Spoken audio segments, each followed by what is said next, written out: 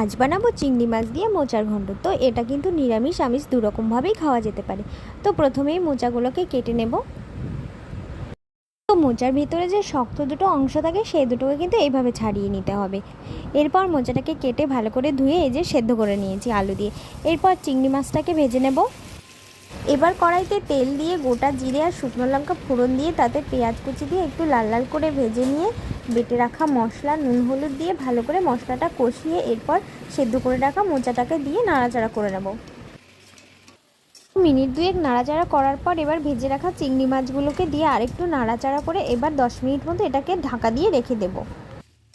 তো 10 মিনিট পর ঢাকাটা খুলে একটু নাড়াচাড়া করে নেব। তো মোচার ঘন্টটা একদম রেডি। তো ওপর থেকে একটু গরম মশলা ছড়িয়ে এবার নামিয়ে নেব। এটা কিন্তু সম্পূর্ণ লো ফ্লেমেই ভাজতে হবে, না হলে নিচ থেকে লেগে যাওয়ার ভয় থাকে।